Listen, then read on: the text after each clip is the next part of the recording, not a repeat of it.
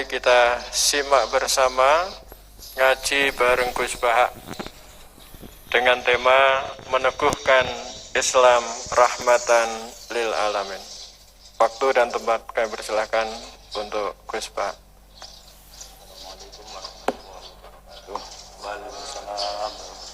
Alhamdulillahirabbil alamin. Allahumma shalli wa sallim ala habibika Mustafa kana nabiyina Muhammadin wa ala alihi washabihi asma'in amma ba'du. Yang kita hormati Bapak Rektor UMN Dr. Fauzan MPD, Bapak Suparto, Bapak Haris, Bapak Stardi dan Bapak Irwinto, juga Direktur Telkom Bapak Mungkas, teman-teman UMM dan semua yang mendengar yang kami hormati. Ini ngaji itu harus objektif itu jujur. Jadi bisa saja korbannya ya saya, bisa rektornya, bisa semuanya. Tapi korban dengan makna yang bagus. Karena di antara saran Al-Quran, Allah ngendikan kalau belajar atau mencari nasihat atau mencari kebaikan apa saja, itu diistilahkan walau ala anfusikum awil walidaini wal aqrabin, meskipun ketentuan itu merugikan kamu. Jadi ketentuan apapun yang merugikan kita harus tetap kaji, meskipun itu tidak menguntungkan kita. Karena banyak problem, mulai dulu sebenarnya problem itu orang yang wakam da'in yadda'i annahu da'a ilallah, tapi hakikatnya yad'u ila nafsi. Jadi banyak dai yang mengklaim dirinya mengajak ke Allah dan Rasul, tapi sebetulnya hakikatnya mengajak ke kelompoknya sendiri. Saya ini termasuk kiai yang masih orisinil. Artinya orisinil gini, suatu saat atau kapan saja saya kok sudah tidak laku jadi kiai, asal Islam jalan tetap senang. Karena nggak penting yang populer saya apa enggak, itu tidak penting. Yang penting agama ini tetap jalan. Sama, negara ini harus jalan siapapun presidennya. Ya, ini penting saya utarakan karena perbedaan antara nafsu dan komitmen beragama itu tipis sekali. Sehingga dulu pernah ada cerita, ini bukti keadilan Rasulullah SAW. Pernah suatu saat Nabi itu ngaji, yang ngaji seperti ini. Terus ada pemuda dengan cueknya ngelewati masjid yang sedang dipakai Nabi ngaji. Singkat cerita semuanya ngomel ya, bergumam. Celaka betul pemuda itu, ada Nabi ngaji kok tidak ikut ya. Tapi Nabi secara besar hati ngendikan, ini ada di beberapa kitab di Fadhailul Kasbi, keutamaan kerja. Kata Nabi, pemuda itu mau mencangkul di lahannya. Jika dia mencari nafkah untuk keluarganya, untuk kebaikannya, maka itu bagian dari ajaranku. Jadi Nabi berbesar hati bahwa kerja seperti itu bagian dari ajarannya. Jadi tidak harus datang ke majelis ngaji. Dan bisa saja yang sedang hadir itu ya orang yang hindari istrinya minta belanja, tadi ngaji terus benar dituntut belanja kan gitu. Mungkin anak-anak UMM yang kesini daripada tengok-tengok yang Malang bosan jalan-jalan ke Rembang. Ya, jadi nggak mesti benar juga niatnya gitu. Jadi ya sama itu. Jadi kalau di dunia kiai yang masih orisinil itu, nafsu itu benar-benar dilatih. Maka masyhur dalam cerita ada orang perang sama Ali radhiyallahu anhu. Ketika perang ini sangat semangat. Tapi ketika orang itu meludahi dan Sayyidina Ali ini tersinggung karena diludahi, Sayyidina Ali langsung angkat tangan. Sudah, perangnya nggak usah diteruskan. Karena saya marah sama kamu sekarang demi nafsu, karena kamu meludahi saya. Padahal saya tadi motifnya demi Allah dan Rasul. Jadi sangat tipis bedanya kita emosi karena diri kita dan emosi karena Allah dan Rasul. Sehingga ketika diludahin ini terus beliau mikir, jangan-jangan perang saya karena saya diludahi.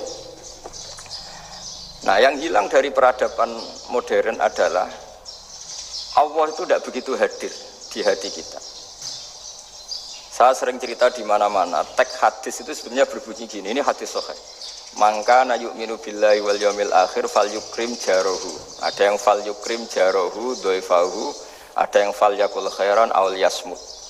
Siapa yang iman dengan Allah dan Rasul maka harus memuliakan tetangganya, memuliakan tamunya. Dulu itu ada seorang ulama dipanggil anak muda, dibully cara sekarang. Wahai kiai, datang ke rumah saya. Datang kiai itu. Setelah sampai ke rumah orang itu, silakan kiai kembali ke rumahnya. Saya tidak butuh kiai. Kiai itu dengan riang kembali. Setelah di rumah dipanggil lagi. Pak Yai, silakan datang ke rumah saya. Datang lagi. Ya senyum-senyum kiainya santai. Wah, nggak jadi butuh Pak Yai, silahkan kembali lagi. Sampai 3 kali. Oh itu kalau rektor digitukan marah itu. Dosen marah. Kiainya santai. Santai, senyum-senyum, rileks. Ketika ditanya, kenapa Pak Yai tidak tersinggung? Jawabannya unik. Anak muda, saya ini senang sekali nuruti perintah Allah, disuruh menghormati tetangga. Sehingga ketika Anda manggil, ya saya datang. Ketika Anda nyuruh pulang, ya saya pulang. Saya senang sekali nyenangkan tonggo. Dan itu perintah Allah, jadi tidak ada hubungannya dengan kamu. Wah, pemudanya nangis minta dimaafin. Kalau kita kan enggak, kita ini dosen, kiai, mungkin kita doktor, mungkin kita profesor. Tapi kita ini sering didikte oleh orang bodoh. Kalau orang bodoh itu jengkel, lo kita ya jengkel. Lo kamu jengkel, dijengkelkan orang bodoh itu namanya terdikte. Itu bodoh apa pinter? Oh itu tidak pinter sama sekali. Kalau betul-betul kamu pinter hanya bisa didikte oleh Allah Subhanahu wa ta'ala. Jadi antara hukum Allah apa? Wa ahsin man asa'a ilaika, berbuatlah baik sama orang yang berbuat buruk sama Anda. Itu dikteannya Allah.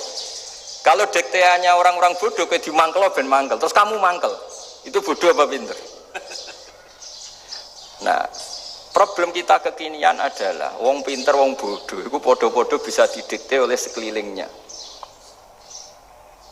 Sekaruan wataknya perempuan seperti itu, wataknya anak-anak seperti itu, kita didikte.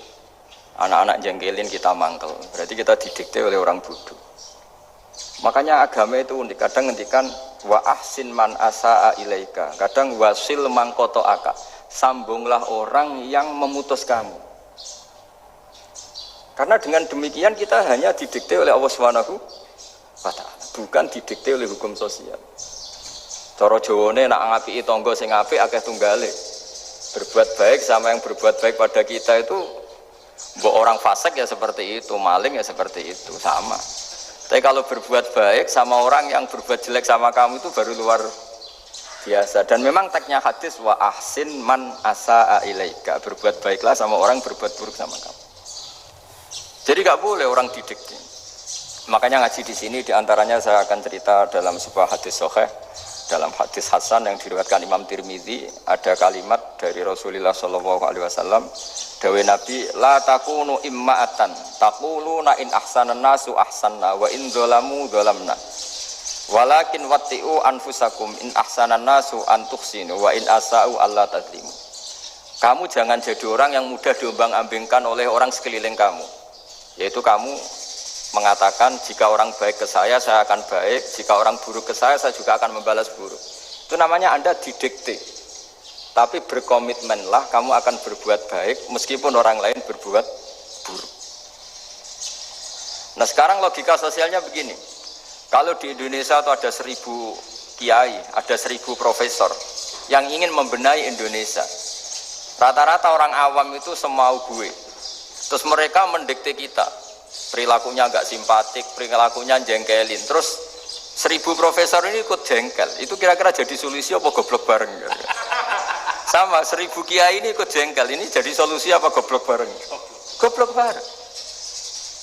Nah problem sekarang kita ini biasa didikte orang bodoh. Nah makanya ciri khas orang muslim itu kata Nabi, mangkana yu'minu billahi wal yaumil akhir.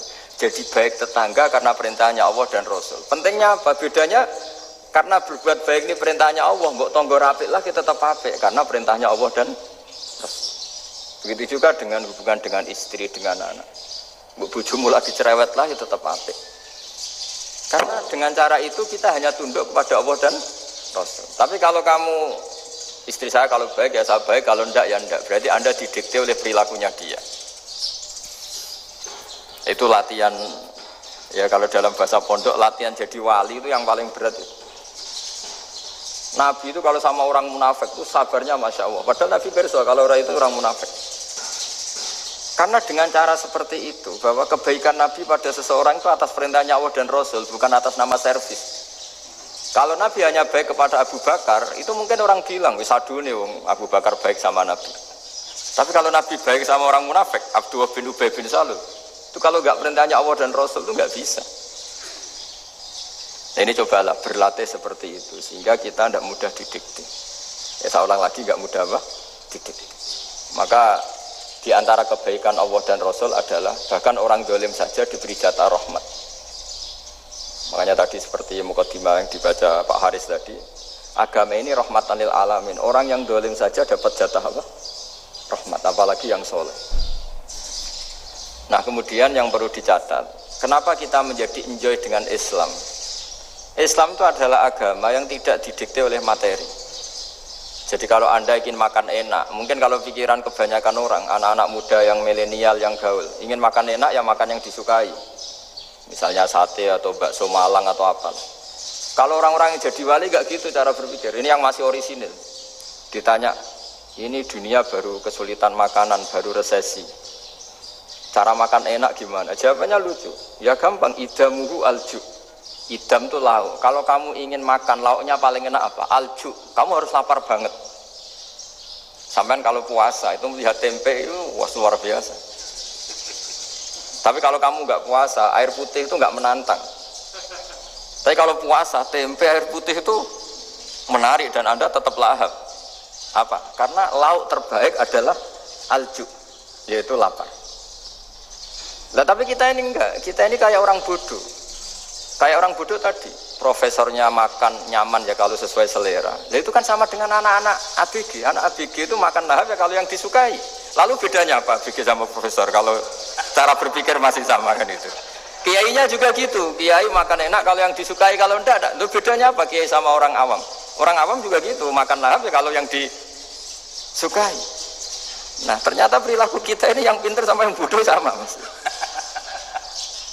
Kalau kamu ingin berkasta lebih baik, itu cara makan enak itu apa? Idamuhu aljur.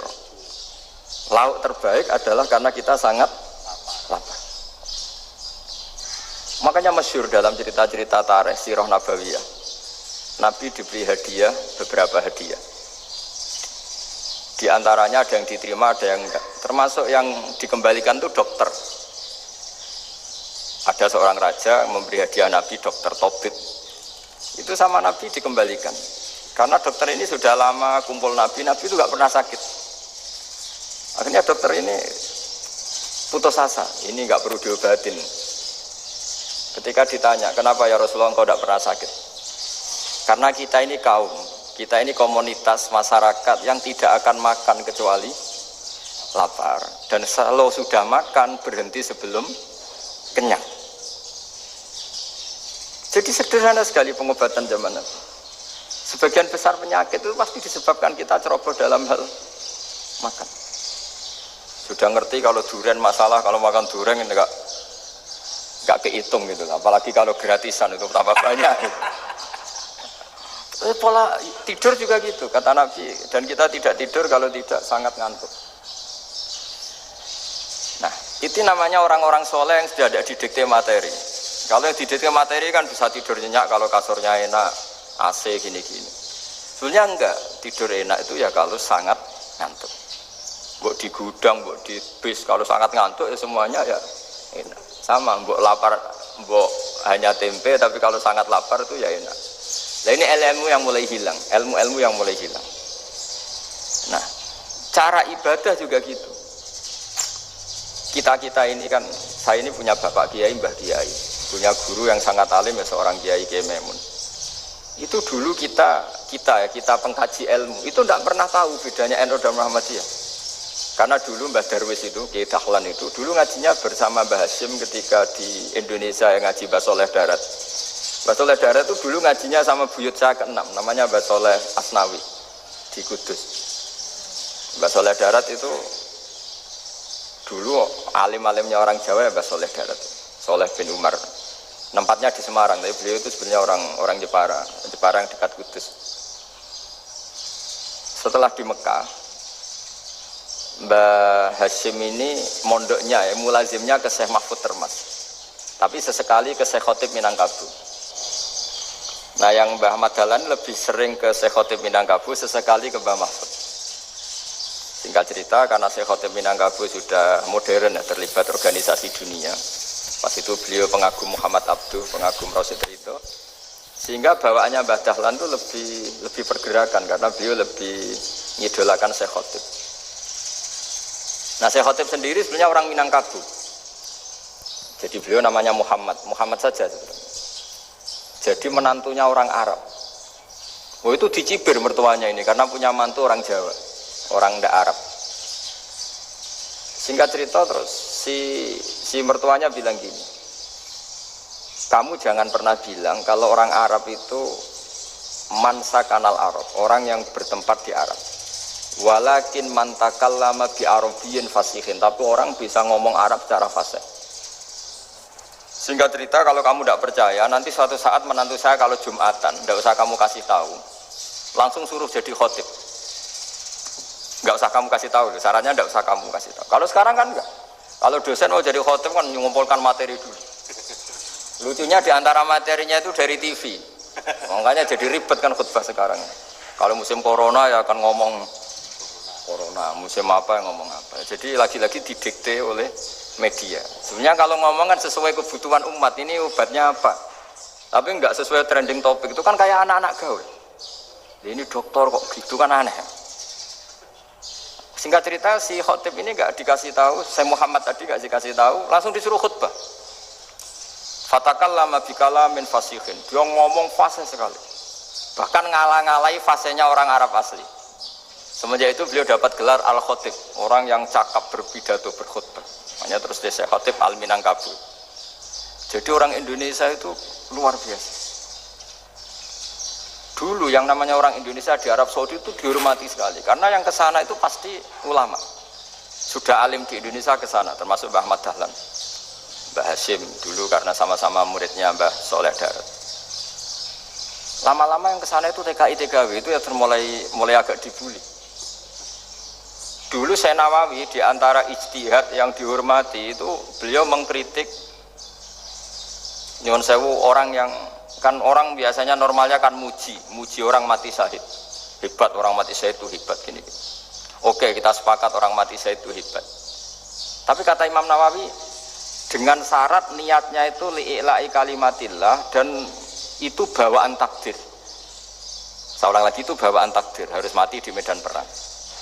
Tapi tidak boleh seseorang ini niat perang tapi niatnya supaya syahid. Karena kalau begitu berarti dia berniat supaya menjadi maktulal kafir, orang yang dibunuh orang kafir. Kedua, dengan dia mati berarti pasukan Islam berkurang. Berarti dia ingin pasukan berkurang, hanya ambisinya dia ingin langsung ke surga. Misalnya pasukan orang Islam itu 10, orang kafir 10. Kalau kamu ingin syahid berarti mati 1 kan, tinggal 9 kan. Nah kalau yang seperti itu 10 kan mati semua. Gara-gara ingin syahid akhirnya perangi rapati tenanan, benang mati, benang mlebu swarga. Kata Syekh Nawawi, ya enggak. Kalau kamu perang sama orang kafir ya niat menang. Dengan niat menang ini kamu ingin li'ila'i kalimatillah. Tapi kalau kamu ingin syahid berarti kamu menuruti keinginan nafsu kamu yang cepat masuk surga. Itu orang Arab kagumnya bukan main. Karena di mana-mana orang itu dinilai dari niatnya. Paham ini ya? Tapi perang loh ya, dalam kondisi perang, bukan teroris. Perang itu artinya orang kafir yang ingin bunuh kita, itu perang namanya apa? Perang. Dulu orang cerita syahid itu hanya pokoknya syahid itu hebat, pokoknya syahid itu hebat. Syahid di medan perang itu hebat, pokoknya syahid di medan perang hebat. Tapi ketika Syekh Nawawi memberi penjelasan ilmiah, jika kamu perang ingin cepat mati, ingin cepat syahid, artinya ini untuk pemenuhan diri kamu, karena kamu bayangkan langsung masuk surga. Kamu lupa bahwa dengan kamu dibunuh, kekuatan Islam berkurang. Akhirnya beliau memberi penjelasan, syahid itu bagus, itu sebagai takdir. Hanya takdir itu kita perang yang ingin menang, tapi takdirnya mati. Jangan dibalik, oleh perang rapati tenanan, benang mati, namun lebu. Itu yang pertama, termasuk ulama yang pertama memberi penjelasan itu Syekh Nawawi. Akhirnya melahirkan kekaguman yang luar biasa dengan tafsir munirnya itu. Terus beliau itu orang yang rileks kalau menjelaskan ilmu. Ini ya juga guru-gurunya Mbah Hasim, Mbah Guru sama Mbah Hasim sama Mbah Ahmad Dahlan Syekh Nawawi. Jadi dulu yang alim di Arab itu ada Syekh Nawawi, ada Syekh Khotib Minangkabau, ada Syekh Bakir Jogja, ada Syekh Mahfud Termas. Itu orang Indonesia banyak sekali yang alim. Bahkan diantaranya yang dikagumi Al-Azhar itu juga orang Indonesia, nama Syekh Abdul Manan, itu mbahnya Syekh Mahfud Termas. Itu pertama ada duta besar Indonesia di Mesir, itu termasuk barokahnya Mbak Abdul Manan tadi, itu juga orang Indonesia. Jadi pemahaman ulama Indonesia itu khas, termasuk ketika memaknai apa? Syahid. Ketika memaknai apa? Syahid. Itu unik. Ketika Syekh Nawawi diuji dulu itu yang namanya ulama diuji dulu oleh 100 ulama. Jadi dulu ya ada kompetisi. Imam Bukhari diakui jadi ahli hadis itu diuji oleh mi'atu muhaddisin, 100 orang ahli hadis, sanad dibolak-balik, matanya dibolak-balik, tapi beliau tetap bisa mengembalikan proporsi sanad itu. Syekh Nawawi pernah diuji gini. Ayul afdol al ulama awi salatin. Keren mana ulama sama raja atau sama orang-orang kaya, sama penguasa? Ya keren ulama. Terus dibully sama orang. Tapi setahu saya banyak ulama yang antri di rumahnya raja, tapi saya tidak tahu melihat raja antri di rumahnya ulama. Kan kebanyakan kan mungkin ustadz atau kiai yang antri ngajukan proposal kan enggak. Nah, kalau raja kan enggak pati itu, malah enggak usah antri, kiainya sudah nyambut sebelum datang. Jawabannya lucu Syekh Nawawi itu, dan yang tanya itu langsung diem. Ya karena ulama itu tahu fungsinya uang, sehingga cara nyari sampai seperti itu. Sementara raja-raja itu tidak tahu fungsinya ilmu, makanya tidak pernah sowan ulama. Sehingga jadi ya dianggap enteng saja. Ulama kan tahu fungsinya uang, tahu untuk pondok, tahu masjid. Sementara raja tidak tahu fungsinya ilmu. Jadi itu khas Jawa ya. Khas Jawa, khas Indonesia. Apa-apa yang menurut orang banyak dengan tanda kutip itu buruk atau baik, itu orang Jawa menafsirkan tuh gampang saja. Sehingga semenjak itu Jawa itu dipandang betul. Saya punya kitab namanya Qadhayal Haji wal Umrah. Itu terbitan Hayatul Ulya Arab Saudi, milik Wahabi. Itu diantara fatwa yang dipakai untuk solusi muskilatul haji, problem-problem haji kekinian. Itu fatwanya syekh-syekh yang dari Indonesia. Termasuk Syekh Khotib Minangkabau, Syekh Nawawi Banten, Syekh Bakir Nur Jogja. Misalnya begini, dalam fatwa-fatwa yang menyulitkan kita ya, sampai sekarang jadi perdebatan. Ketika Safa dan Marwah itu dengan batas tertentu, saya ulang lagi dengan batas tertentu, mau tidak mau atas nama kebutuhan, itu kan butuh perluasan. Karena kalau naik turun itu mudah disepakati ulama. Jadi misalnya gini ya, saya punya tanah seluas ini. Pasti orang akan mengatakan sampai bawah ya tanah saya, sampai atas tanah saya. Itu mujma' alaih, itu disepakati. Sehingga Nabi ngendikan al-Ka'bah min tuhumil ardi ilas sama Ka'batun. Ka'bah sampai ujung bumi, sampai ke aras semuanya Ka'bah. Sehingga tidak ada perdebatan ulama ketika Masjid Haram ditingkat, kemudian yang di atas sholat. Tetap dia menghadap Ka'bah. Tidak harus diluk melihat di bawah, enggak. Karena Ka'bah sampai langit. Sama, tanah Anda kamu tingkat sampai 10, enggak ada tetangga protes. Karena bawah sampai atas tanah Anda. Tapi kalau diperluas, tanah Anda kamu luaskan setengah meter saja atau 3 cm saja, iso geger bek tonggo. Karena di mana-mana batas itu ya tadi, kalau atas bawah miliknya, kalau samping enggak. Pertanyaannya, perluasan Mina itu ke samping. Perluasannya Matof yang Mas'ah itu juga ke samping. Geger kan ulama dunia. Bagaimana hukumnya Mina Jadid? Mina yang diperbarui atau Mina yang diperluas. Itu diantara rujukan baik yang membolehkan maupun yang menentang. Itu ya syekh-syekh Indonesia. Itu orisinal tuh. Saya punya kitab orisinal terbitan Hayatul Ulya, kira-kira ya kemenaknya Arab Saudi kalau di Indonesia itu. Itu yang dirujuk dawuh Syekh Nawawi, dawuh Syekh Khotib Minangkabau. Karena apa? Ada logika khas Jawa. Misalnya begini, Meskipun saya tidak perlu fatwa Mina jadid sah apa enggak, memang jadi perkhilafan ulama. Misalnya kampung ini dinamai Mina. Pertanyaannya gini, tanah yang di samping ini bisa milik Anda apa enggak? Ya bisa Gus kalau dibeli atau dihibahkan. Berarti tanah di samping Anda menjadi milik Anda karena ada proses pengambil alian lewat beli maupun hibah. Nah masalahnya ini negara itu berhak menganeksasi atau memasukkan ini sebagai Mina. Itu ulama Jawa kalau ditanya, alasannya apa? Fa'innal muttasila bisya hukmu dzalika syai'. Karena yang gantet, yang mutasil itu bisa dihukumi seperti sesuatu itu. Jadi kalau ini Mina, ya yang gantet Mina ini ya bisa dikatakan Mina. Beda dengan membuat Mina Malang Mina, wah itu tidak bisa, tidak mutasil kan? Itu enteng sekali ulama Jawa. Satu ya tentu karena kebutuhan, tapi asal masih al-muttasilu bihi, yang masih tanah yang masih mutasil. Nah, ketika perluasan mas'ah antara sofa dan marwah kan misalnya ini batas luasnya sofa, ini batas luasnya marwah. Lalu atas nama kebutuhan, sofa marwah itu sampai sini. Sampai agak meluas ke sini. Itu geger Arab Saudi. Wah, ini gimana?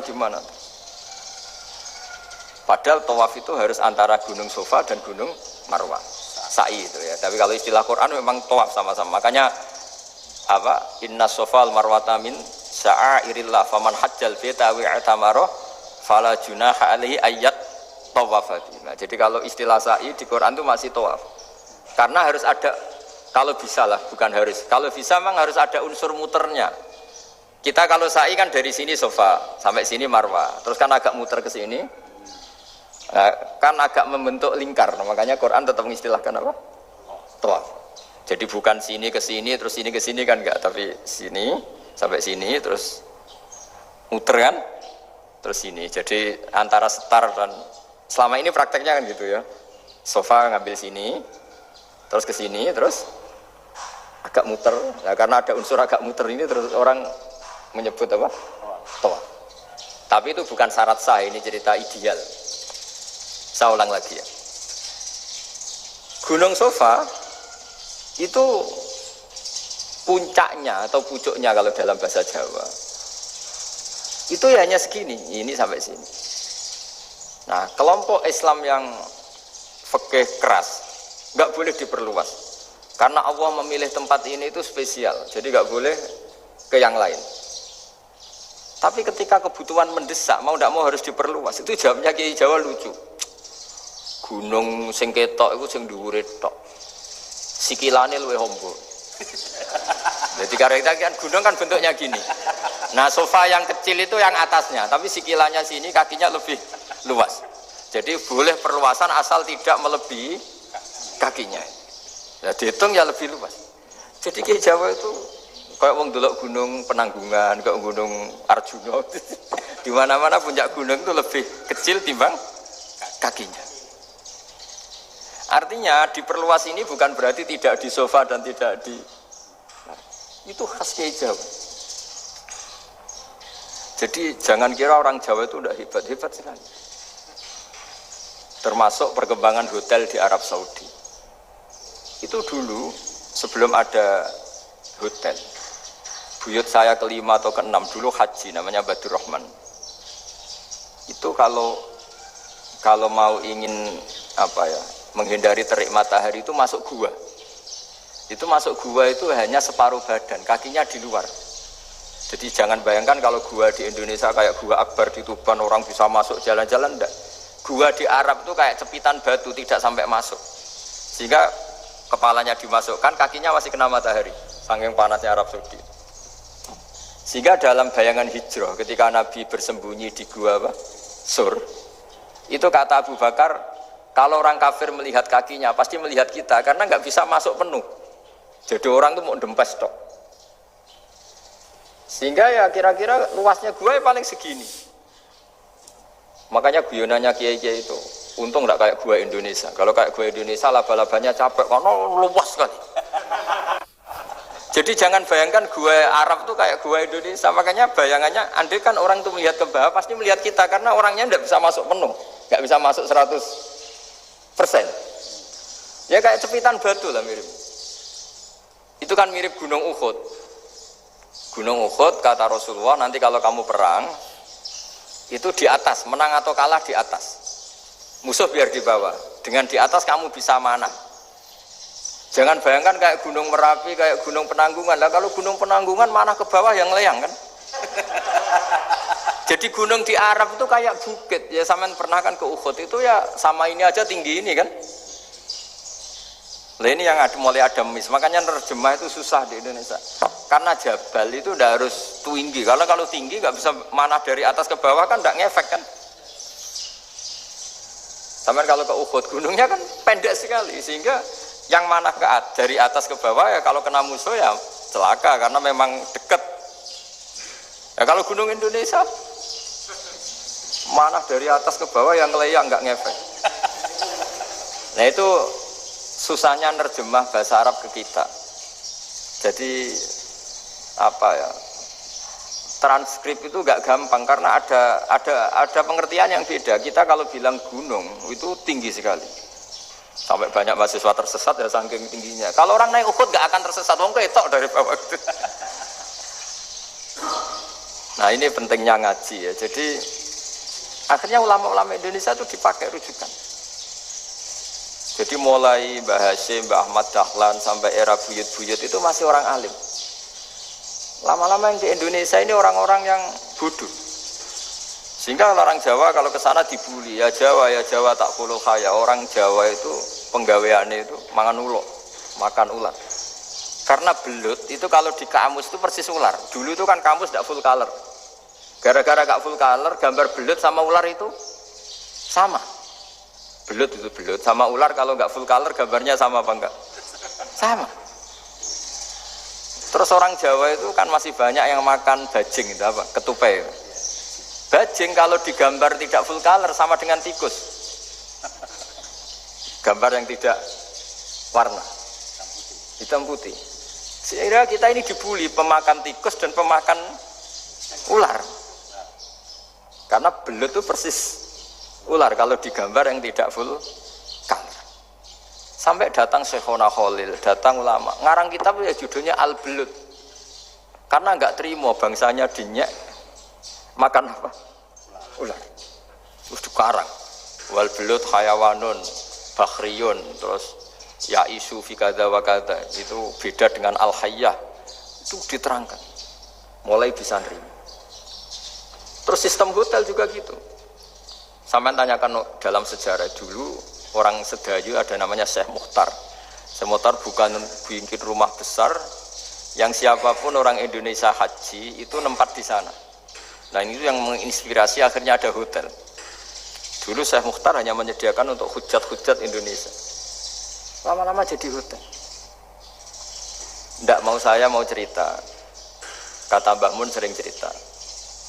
Kenapa wa ma arsalnaka illa rahmatan lil alamin, kata Mbah Mun, Allah itu pasti bikin ulama yang tidak produk Arab itu pasti ada. Kalau orang Arab jadi ulama wajar, bahasanya Arab, domisilinya di Arab.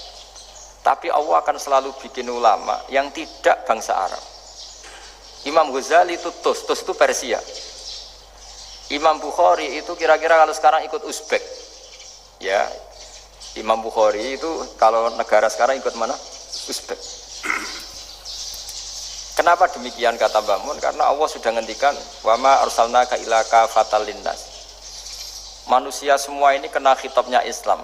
Kalau tidak ada ulama yang dari berbagai negara, kesannya Islam itu hanya milik orang Arab Saudi. Makanya Allah selalu bikin ulama-ulama yang bahkan tidak Arab. Termasuk Imamul Muhaddisin, yaitu Imam Bukhari, itu orang Uzbek, orang Rusia lah kalau sekarang, ikut Uni Soviet dulu. Imam Ghazali itu orang Persia. Syekh Nawawi itu orang Banten. Karena Allah ingin memaklumatkan bahwa Islam ini untuk semua. Sehingga orang yang tidak Arab pun bisa belajar Islam. Yang alimnya itu nggak kalah sama orang apa? Arab. Makanya ini PR ya. Kalau Gus Dah Ploso nanti ngendikan suatu saat orang belajar Islam itu bahkan orang Arab pun bisa belajar ke Indonesia. Kalau orang Indonesia bisa alim betul kayak dulu. Sekarang banyak liga antar ulama. Itu orang Indonesia pasti masuk. ulama-ulama top dunia, itu pasti orang Indonesia banyak yang masuk. Karena tadi, ketika orang Indonesia baca kitab, itu orang Arab itu kagum, kok bisa ada bahasanya baca secara benar. Bukan sekedar bisa baca secara benar. Karena memang dilatih sedemikian rupa di pondok-pondok. Makanya kita semua lah, yang alim di Indonesia itu kemana-mana ya pasti alim. Dulu putra Mbah Mun namanya Gus Zofur itu tahun pertama ya sudah the best di tahun pertama. Kalau tahun pertama the best-nya ilmunya bawaan dari sarang, dari keluarganya. Gus Najib mondok di Said Muhammad tahun pertama sudah dipuji sebagai yang teralim karena ya sanggup. Kalau dipujinya tahun ketiga, tahun keempat kan mungkin dapat dari sana. Ini tahun pertama. Saya ulang lagi tahun pertama. Karena pengajaran di Indonesia itu luar biasa di pondok-pondok. Makanya kalau dalam anekdot pondok itu cerita-cerita lucu itu. Ada orang Jakarta ngaji, setelah di kelas itu pelengahan terus. Melihat jendela, lihat pintu terus. Lama-lama gurunya marah. Kamu diajarin kok enggak punya sopan, melihat pintu terus enggak memperhatikan guru. Anak Betawinya jawabnya lucu. Habis Pak Guru bohong. Kenapa ya? Kamu Pak Guru bilang Ja'a Zaidun, Zaid datang. Tak lihat enggak ada yang datang. Setelah itu contoh nasab kan ro'a itu Zaidan. Saya melihat Zaid, saya enggak melihat Zaid. Contoh ketiga yang jar kan maror tu Zaidin. Saya berjalan ketemu Zaid. Pak Guru diam di situ enggak jalan-jalan. Jadi saking detailnya Indonesia itu ya kalau rofa Ja'a Zaidun, kalau nasab ro'a itu Zaidan, kalau jar marortu bizaidin. Nah si murid Betawi ini karena pertama sekolah ngiranya gurunya itu cerita Zaid datang, makanya dia lihat pintu terus, mana katanya datang kok enggak datang-datang. Nah dengan latihan seperti itu kemungkinan orang Indonesia salah itu kecil karena memang dilatih betul. Saya ulang lagi karena memang dilatih betul. Sehingga ketika orang Indonesia ini yang cerita seorang wartawan. Ini kisah nyata. Kalau ini tidak anekdot, kisah nyata. Ada wartawan internasional meliput Ramlah. Ramlah itu di Gaza, di Palestina. Wartawan Indonesia ini hanya bisa bahasa Inggris. Dijak ngomong bahasa Arab. Terus dia bilang saya tidak bisa. Saya tidak bisa, saya bisanya ngomong Inggris. Tapi apa yang terjadi setelah sholat, si Indonesia ini jadi imam pakai sholat jariyah lagi. Baca bismillah benar, bismillahi jar karena mudhof ilaih. Terus ketika iktidal ya benar, Rabbana lakal hamdu mil'us samawati wa mil'ul ardi benar. Ketika tahiyat ya benar, at-tahiyatul mubarakatuh sholawat. Sama orang Arab ini diagumi. Orang Arab kalau senang orang itu dicium. Kamu tawaduk, sebenarnya kamu itu ahli bahasa Arab. Karena orang Indonesia sekali sholat itu nggak ada yang salah. Meskipun benarnya karena hafalan, tapi bagi yang ahli nahwu itu hebat. Misalnya kita kalau ngapalkan kan Bismillahi, Bismi jar karena ba, Allahi jar karena mudhof ilaih, Ar-Rahmani jar karena sifat, Ar-Rahimi karena sifat, Alhamdu rofa karena mubtada, Lillahi jar karena ada huruf jarli, Rabbi jar karena sifat. Sebetulnya tidak karena pinter, tapi karena hafalan. Tapi orang Indonesia hebatnya itu benar terus. Rabbana lakal hamdu, ya kan? Alhamdu rofa, terus mil'us samawati ya rofa karena sifat. Sehingga terus orang Indonesia kalau sholat di Timur Tengah itu dipuji. Karena makhrajnya ya benar, rofa nasabnya juga benar. Nah itu di negara lain tidak ada nggak Indonesia. Orang Cina itu sering bikin marah orang-orang Arab karena kalau dongo itu nggak fasih kayak orang Indonesia. Orang Indonesia kalau dongo ya Allahumma tohir qalbi. Orang Cina ini yang jadi guyon di Arab. Allahumma tahir kalbi gitu. Itu kan bedanya jauh. Itu orang Arab pertama membiarin. Lama-lama kalbun entak gitu. Maksudnya asu-asumu gitu. Karena dia bilangnya qaf itu kaf. Jadi kalau Allahumma do Allah tohir. Kalau aturi nyucekno panjenengan kalbi ing asu ingsun kan. Tapi kalau qalbi itu ati ingsun. Tapi kalau kalbi anjing ingsun. Bedanya qaf sama kaf. Ada orang-orang kelbon entak. Asu-asumu. Maksudnya kan ada. Tapi padahal orang Cina itu bareng dilihat tagnya, ya pakai qaf. Orang Indonesia enggak, mulai kecil dilatih sak fase-fase. Sampai yo sulit betul latihan Fatihah itu. Kalau di Kudus malah sampai 3 bulan Fatihah. Sampai at-tahiyyatu, kurang bersih. At-tahiyyat sampai gitu. Sampai ada cerita itu orang dipanggil maftuhin itu gak melengak, harus maftuhin. Baru melengak. Tapi barokahnya itu orang Indonesia kalau dongo memang benar-benar Allahumma tahhir qalbi. Ya Allah sucikan hati kami, bukan tahhir kalbi. Karena sekali jadi kaf itu maknanya anjing saya. Ya Allah sucikan anjing. Jadi ini orang Indonesia.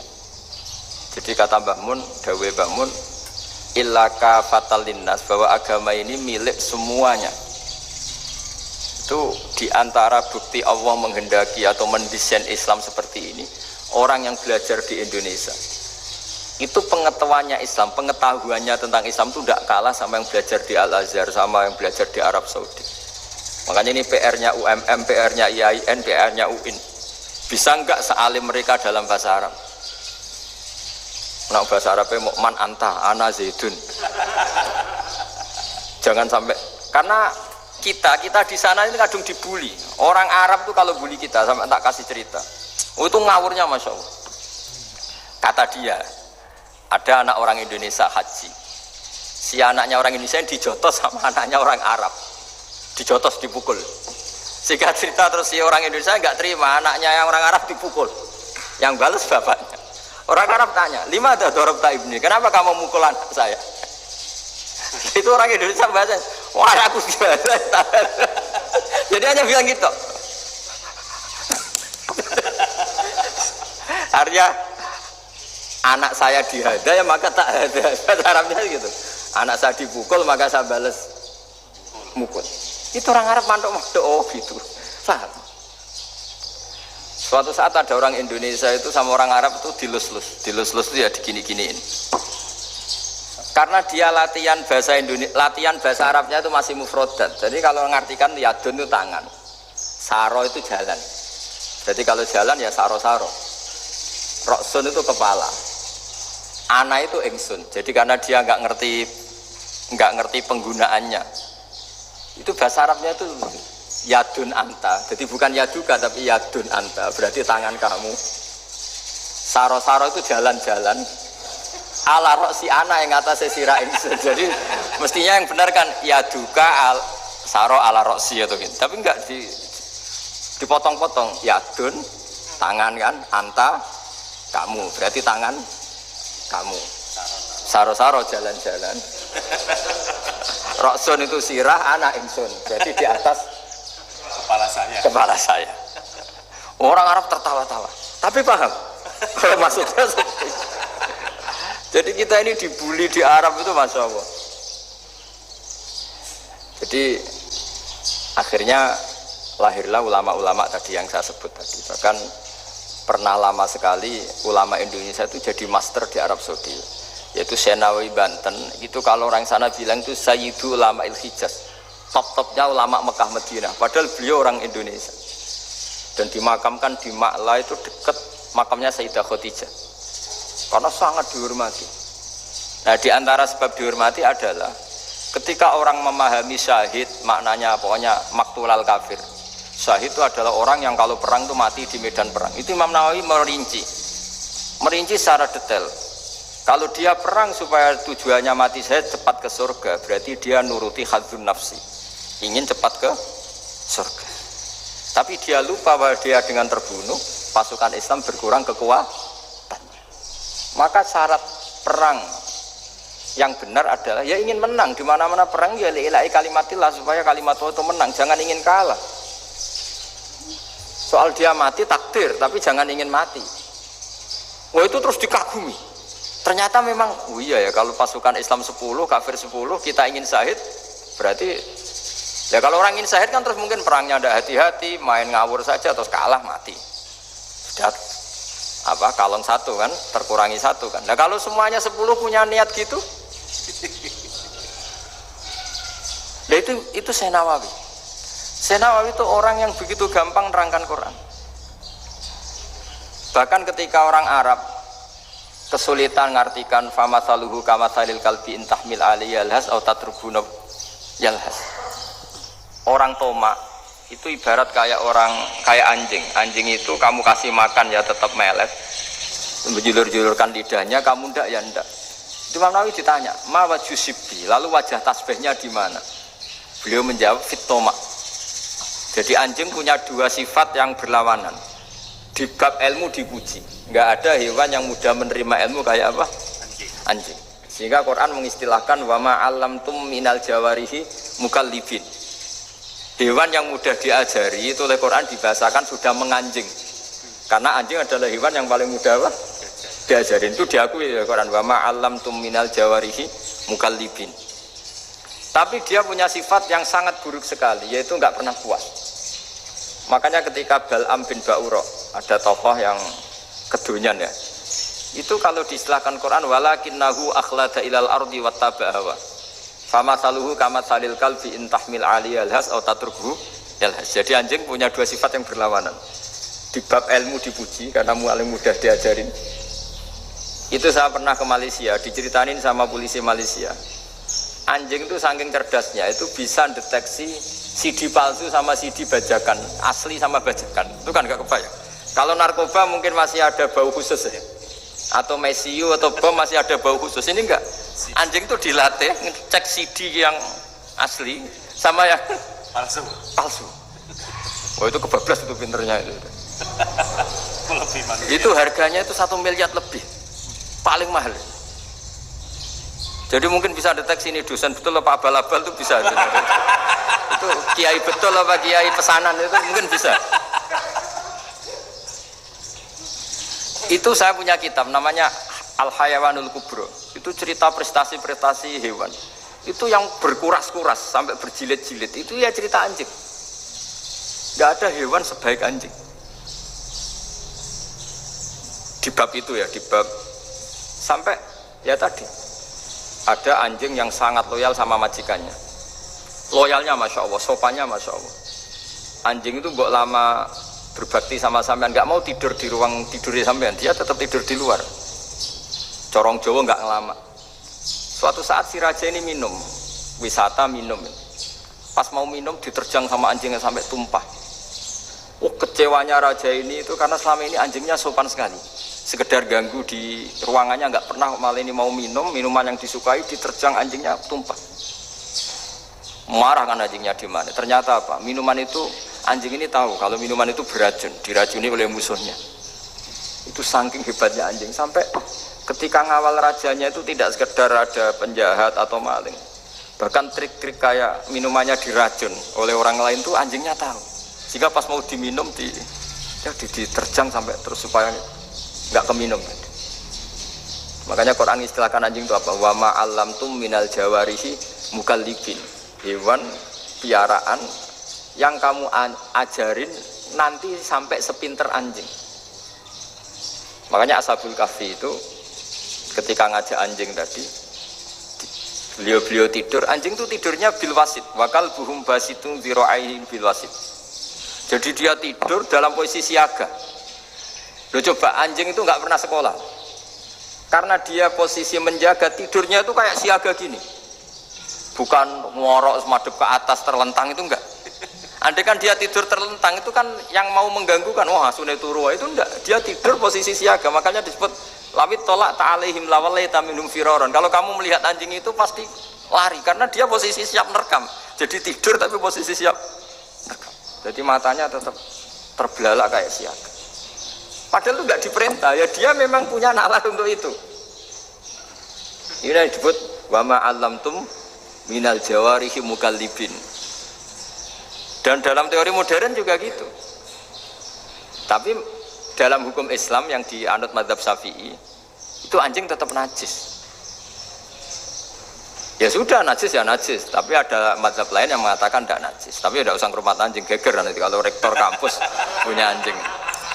Tapi ilmu itu bagus untuk kelangenan kadang. Andai kan tidak ada madzhab Malik, maka kita kesulitan menceritakan Ashabul Kahfi yang hewan piaraannya itu anjing. Tapi misalnya anjing disucikan, kita juga nanti susah menjelaskan hadis Nabi malaikat itu tidak masuk rumah yang di situ ada apa? Anjing. Maka ilmu itu, makanya kata Imam Sa'roni, sebagian ilmu itu memang kelangenan, tapi nggak boleh jadi praktek. Tapi harus ada. Misalnya begini, contoh paling gampang. Api dalam mazhab Syafi'i kan alat pensuci hanya dua, air dan tanah. Ya saya ulang lagi, air dan tanah, yaitu tanah untuk mensucikan najis anjing. Imam Abu Hanifah menambahkan api. Mazhab Syafi'i itu agak kesulitan ketika ada batu bata dibikin dari tanah-tanah yang bercampur kotoran. Mazhab Syafi'i akan kesulitan karena di situ ada najis yang jadi materinya bata. Hukumnya gimana kalau nanti dipakai masjid? Tapi barokahnya ada beberapa mazhab. Abu Hanifah mengatakan dan api. Jadi apa tadi, air, tanah, api. Alasannya masuk akal.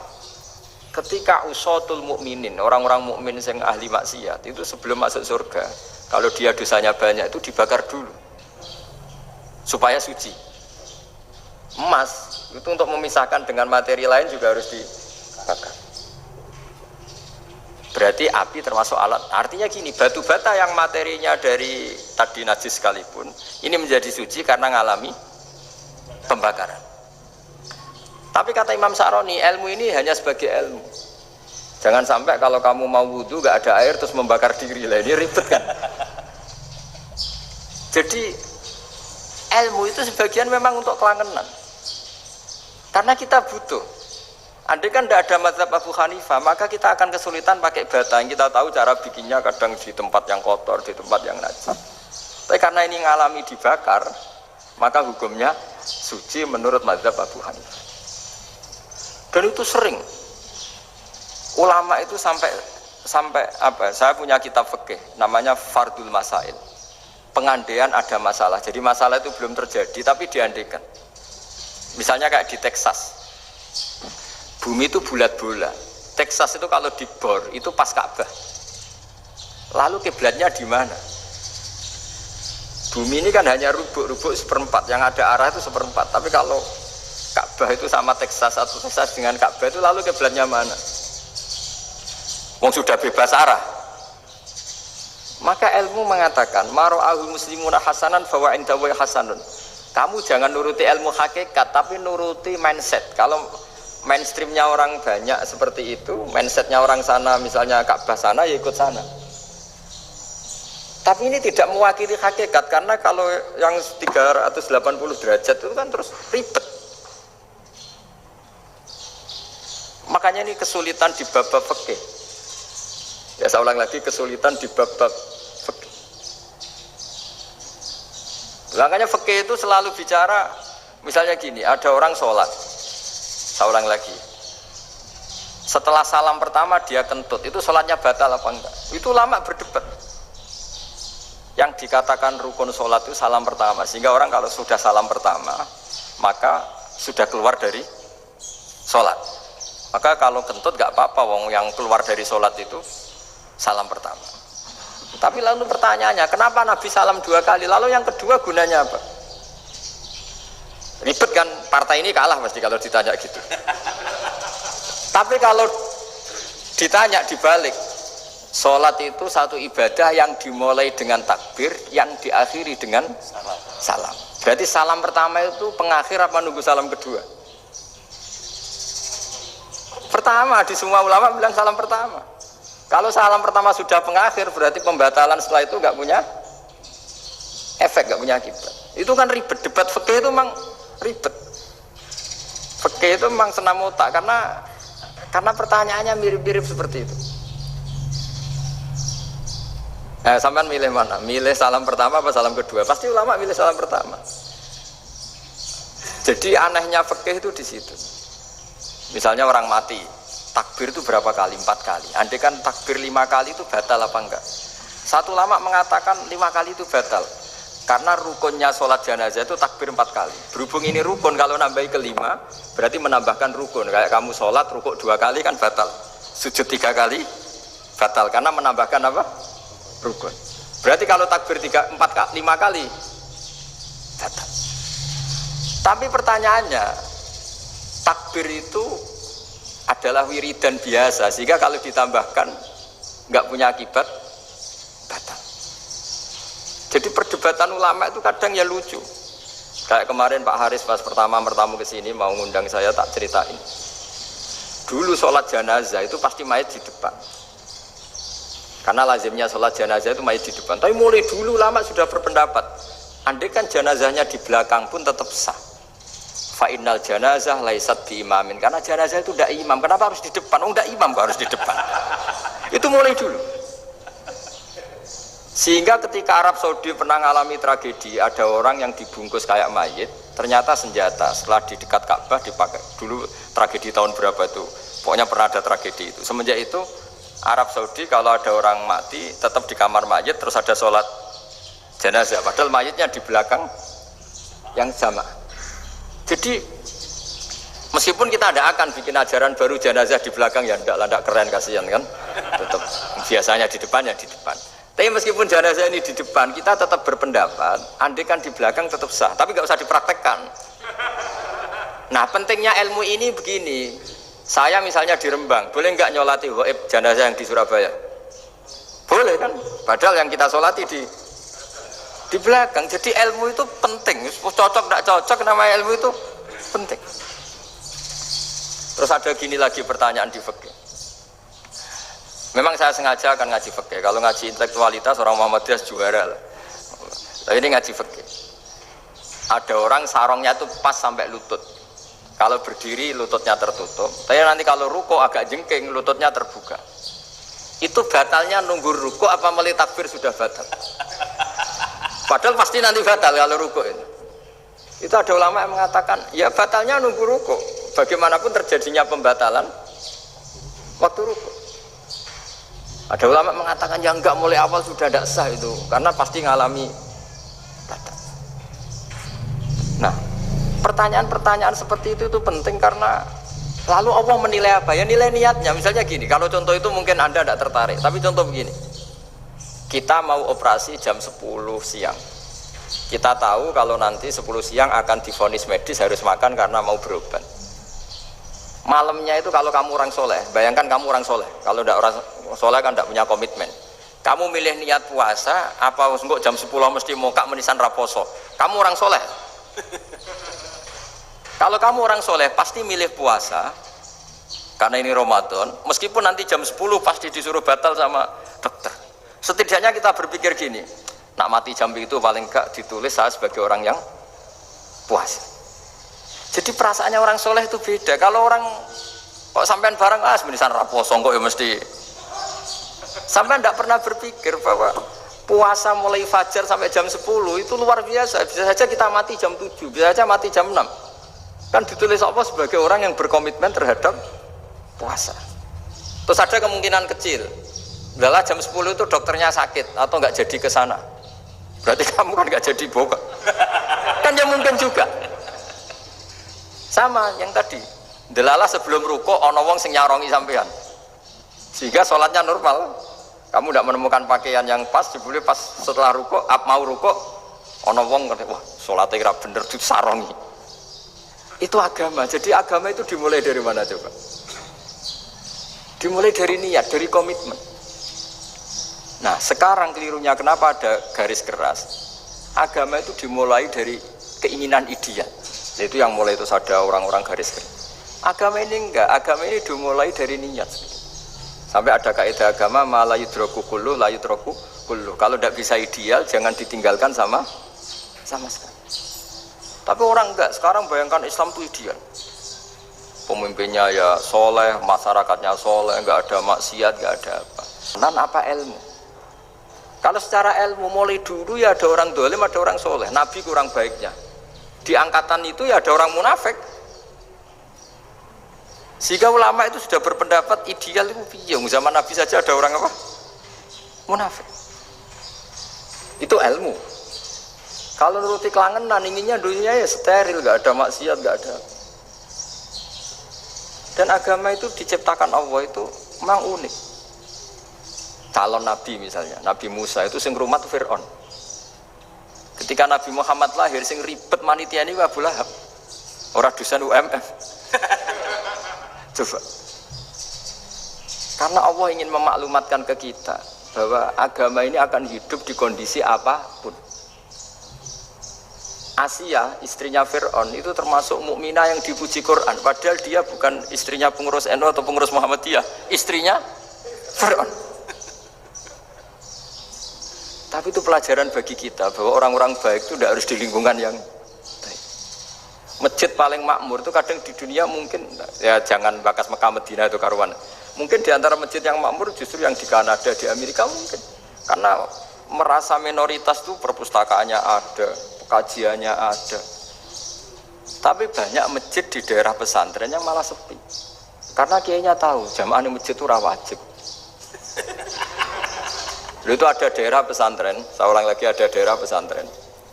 Didikon pengajian, monggo nekani pengajian, maca selawat ning omahe ganjaran padha wae. Ribet kan. Mau dibantah itu benar. Mau dibiarin ngerusak tatanan. Jadi saya mohon sekali ya, jadi ilmu itu diperbandingkan supaya perbedaan-perbedaan itu biasa. Dulu Imam Malik itu punya murid namanya Imam Syafi'i. Itu dalam banyak hal. Itu perbedaannya tajam sekali. Ya saya ulang lagi, dalam banyak hal itu perbedaannya tajam sekali. Misalnya begini. Ini terakhir percontohan saya fikih, nanti dikaji sendiri. Ada seorang A'rabi, Ja'a A'rabiyun. Ini di hadis sahih diulang-ulang di semua Al-Kutubus Sittah ada peristiwa ini. Ja'a A'rabiyun ila Rasulillah sallallahu alaihi wasallam faqala ya Rasulullah ahlaktu. Qala wa ma ahlakaka? Qala wa qatu imraati fi nahari Ramadan. Ya Rasulullah, saya ini orang yang rusak. Kenapa? Saya ini hubungan intim sama istri saya ketika masih siang Ramadan. Singkat cerita orang ini dihukum berat sama Nabi. Hukumannya adalah karena dia membatalkan puasa ketika dengan hubungan intim. Sama Nabi dihukum, kamu harus merdekakan budak. Wah, tidak mampu ya Rasulullah, saya tidak punya budak. Jadi ini bukti bahwa agama ini sangat sosial, sehingga sebagian kafaroh harus memerdekakan budak. Kamu kalau gitu puasa 2 bulan. Yang baru puasa 2 hari aja kecelakaan, malah disuruh puasa 2 bulan. Ya sudah, kamu ngasih makan 60 orang miskin. Saya ini orang paling miskin. Kok jadi sudah miskin, agak hiper lah orangnya. Poso-poso kok gitu. Itu kata ulama, kalau orang Jawa gak mungkin makanannya tempe mendoan, gak mungkin itu. Di Jawa itu gak mungkin lah ada orang batal puasa karena hubungan intim. Ada istrinya gak cantik, cerewet, sang lanang mangane mendoan. Itu tidak mungkin, kecelakaan itu tidak mungkin. Tidak mungkin itu. Tapi kalau Arab mungkin karena makanannya daging.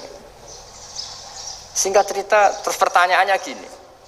Kalau batal biasa itu kan bayarnya puasa 1 hari. Kalau batal, tapi kalau batal pakai hubungan intim, pakai jima kalau dalam bahasa fikih, itu kafarohnya berat, yaitu merdekakan budak atau puasa 2 bulan berturut-turut. Pertanyaannya gini, jima istri itu boleh loh tidak zina. Seorang jima istri itu boleh loh tidak zina.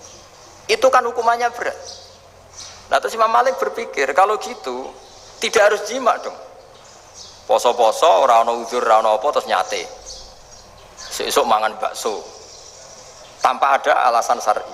Hukumnya harus sama dong. Karena jima hukumnya boleh, berarti semua iftar, semua pembatalan puasa yang tidak ada uzur syara' maka hukumnya sama, yaitu sanksinya sama. Masuk akal enggak? Masuk akal dalam mazhab Imam Malik. Dalam mazhab Syafi'i enggak. Mulai dulu jima itu beda. Kayak mertamu nih gone wong, mangan itu oleh, tapi nak gue bojomu gue jima nih harus nemen ngawur lah. Tetap beda. Dari Imam Syafi'i itu, pokoknya beda, jima sama makan itu beda. Lah ya terus lah. Setelah itu terus ada pertanyaan, bagaimana kalau makan dulu baru jima? Ribet kan? Makanya itu sampai dibabkan Kitabul Khilafil Fiqhi, bab merekayasa fikih. Makanya itu perdebatannya orang Hanafi sama Imam Syafi'i juga sama. Ada orang jam segini lapar sekali, kalau langsung makan kan kena sanksi. Ya pergi saja dulu. Pura-pura ngaji ke Gus Bah gitu. Nanti kan jadi musafir kan? Wah, itu sudah boleh itu kan. Musafir. Padahal enggak. Memang dia pergi itu karena supaya bisa makan. Mau enggak kepikiran ngaji kok tahu-tahu ingin ngaji. Mumpung Ramadan nah. Nah makanya dibabkan, apakah boleh merekayasa fikih? Tapi fikih bisa apa coba? Dengan status kamu musafir, ya memang boleh iftar, boleh berbuka. Nah itu terjadi terus perdebatan ulama menyangkut fikih. Karena memang masalah furu'iyah. Sehingga termasuk perdebatan kita dalam perilaku. Misalnya adat orang NU kalau habis salam itu menghadap ke kiblat karena arah terbaik itu kiblat. Tapi sebagian orang Muhammadiyah atau mungkin semuanya menghadap ke makmum. Itu memang teks hadisnya itu kita yang meneliti hadis itu semua syarah itu berdebat. Nabi memuji kiblat itu arah terbaik, oke. Tapi di bab itu Nabi itu aqbala alaina, menghadap ke kita. Lalu pertanyaannya, kenapa menghadap ke kita? Ada mengatakan karena Nabi memang punya tradisi kadang ngendikan. Ya tentu dulu istilahnya tidak kultum, nggak ada istilah itu dulu, 7 menit itu nggak ada. Tapi ada ulama yang analisis begini, termasuk kitab Fathul Bari. Nabi itu tokoh sentral, taruh lagi Nabi itu tokoh sentral. Ini kata kitab Fathul Bari, bukan kata saya. Nah orang-orang yang imamu kaumi, orang-orang yang jadi imam di daerah masing-masing, tetap kalau sholat itu ikut Nabi. Ikut Nabi setelah salam langsung pulang. Jadi sebetulnya salam langsung pulang itu ada sejarahnya karena dia mau jadi imam di daerahnya. Nah, tidak kebayang kalau Nabi itu madhep kiblat. Kalau Nabi madhep kiblat, orang yang masbuk yang barusan datang pasti langsung usolli misalnya fardhu isya'i misalnya. Terus makmum Nabi, padahal Nabi sholatnya sudah selesai. Jadi intinya gini kata Fathul Bari. Imam setelah salam itu harus bikin gerakan atau omongan atau apa saja yang menunjukkan kalau sholatnya selesai. Di antara gerakan itu adalah beliau harus menghadap ke hadirin atau menghadap ke utara atau apa saja yang penting menunjukkan kalau sholat ini sudah selesai. Itu fikih. Jadi fikih itu cara menganalisis itu memang unik. Karena kalau Nabi tetap seperti itu, posisi pancet seperti itu, maka orang yang baru datang mengira Nabi masih sholat. Nah, pertanyaannya kalau mereka sudah takbir, malah sholatnya tidak sah. Kenapa tidak sah? Menggantungkan sholat atau mengikatkan sholatnya dengan orang yang sudah tidak sholat. Jadi menjadikan orang yang nggak sholat sebagai imamnya kan nggak boleh. Maka Nabi harus memaklumatkan dengan gerakan itu bahwa beliau sudah tidak sholat. Karena orang datang dari berbagai daerah. Jadi nganalisis fikih, fiqhul hadis namanya. Itu ulama itu mau tidak mau debat. Karena pertanyaannya itu kenapa? Ya memang mau apa? Karena yang namanya sosial itu yahtamilu muhtamilatin, ada sekian kemungkinan. Makanya dalam madhab istimbat itu, ketika Nabi sodakoh pakai tamer, pakai kurma, itu ulama mesti ngitungnya tuh kut. Kut itu makanan pokok. Sehingga Imam Syafi'i mengatakan kalau di Indonesia pakai beras misalnya, karena kutil balat Indonesia itu beras. Oke, Imam Syafi'i mainstream. Tapi ketika era Yusuf Qaradawi di Al-Azhar di Mesir sana, ulama-ulama mulai usil. Sama sih ingat Bamun sering gejlokan, lah iya petani gabah, petani padi wis melarat wajib zakat. Petani cengkeh, kakao, suga-suga wajib zakat hanya karena yang ditanam tidak tidak makanan pokok. Jadi mulai ada ulama mulai gerah lah, kalau bahasa politiknya mulai gerah. Yang petani miskin gara-gara yang ditanam padi wajib zakat. Yang orang-orang di sana misalnya di Sulawesi karena tanamannya kakao atau cengkeh tidak wajib zakat karena bentuknya tidak makanan pokok. Geger kan di Al-Azhar geger. Akhirnya hampir semua ulama berpendapat ya sudah sekarang ketika Nabi menzakati makanan pokok itu jangan dihitung sebagai makanan pokok. Wa mimma akhrsna lakum minal ard. Apa saja, ma itu apa saja. Makanya kata Yusuf Qaradawi, ma itu apa saja. Makanya semua tanaman yang menghasilkan uang itu wajib zakat. Nah, Masalahnya kitab-kitab Syafi'iyah itu sudah mamlu'ah, sudah penuh dengan penjelasan misalnya fala zakata fil khadrawat, maka enggak perlu zakat untuk kayak kangkung, semangka dan sebagainya. Lalu kiai-kiai angkatan modern kayak Mbah Mun itu sering dapat masukan. Saya pernah dengar sendiri, Yai, saya ini punya sawah 1 hektar, tak tanamin padi, itu nggak pernah kaya saya. Sekarang tak tanamin kangkung malah saya kaya, karena tiap 3 hari panen tak kirim ke Jakarta. Itu orang Indramayu yang tanya. Jadi gak tanam padi gak pernah kaya, tanam kangkung kaya. Nah, karena dia orang soleh, kalau zakat boten. Mau diwajibkan zakat tidak makanan pokok, mau tidak wajib dia kaya.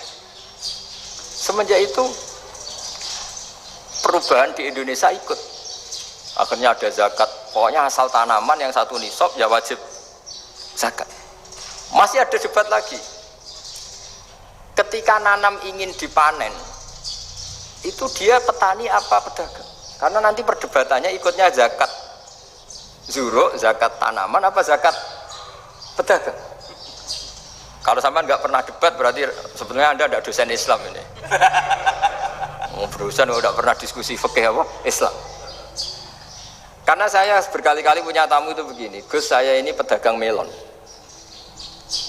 tapi dia penanam melon, jadi pedagang yang agak ingin badi banyak. Itu caranya gini Pak Rektor, saya misalnya pedagang melon, daripada saya kulak di pasar atau dari petani sudah mahal, nyewa tanah sekian hektar terus ditanami melon.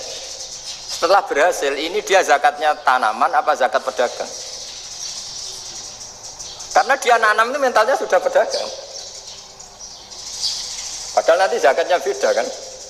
Yang 1 2,5%, yang 1 rubul usur sama nisul usur sama usur, 1/10 sama 1/20. Kalau zakatnya zuruk kan 1/10 atau 1/20. Yang 1 rubul usur, kira-kira 2,5.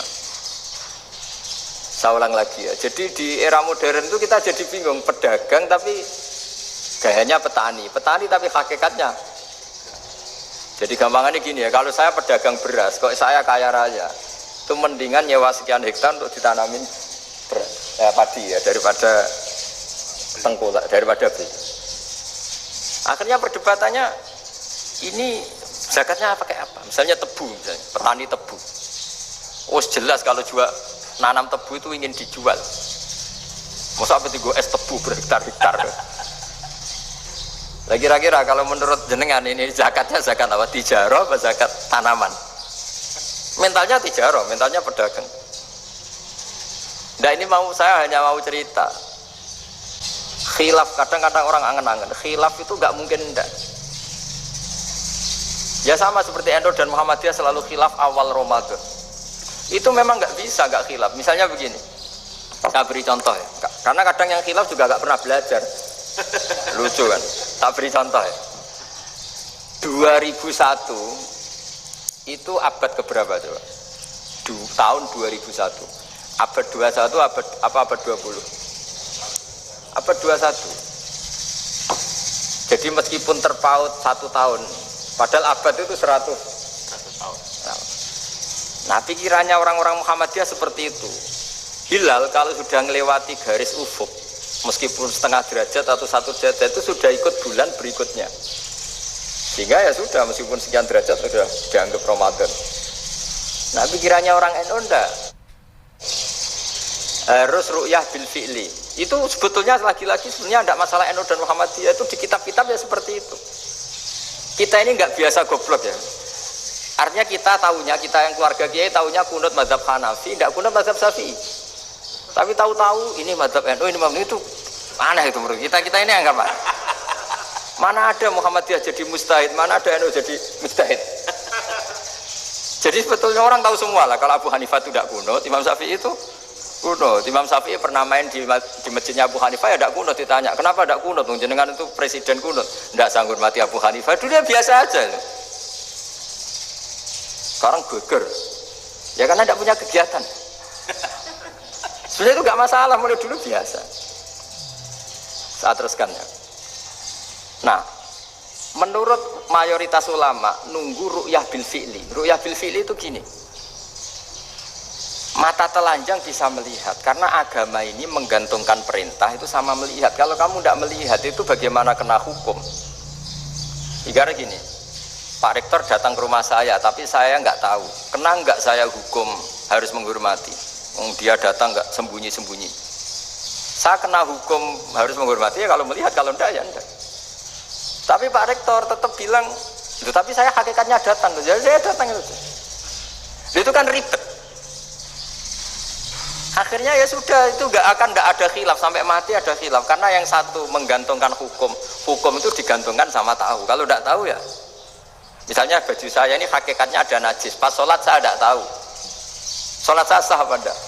Sah, karena hakikatnya ya memang saya tidak tahu, tapi hakikatnya ada najis apa enggak?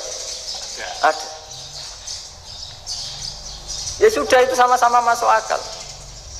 Ada lagi khilaf yang senam otak. Fasyamu salasati ayamin fil haji wa sab'atin idza raja'tum.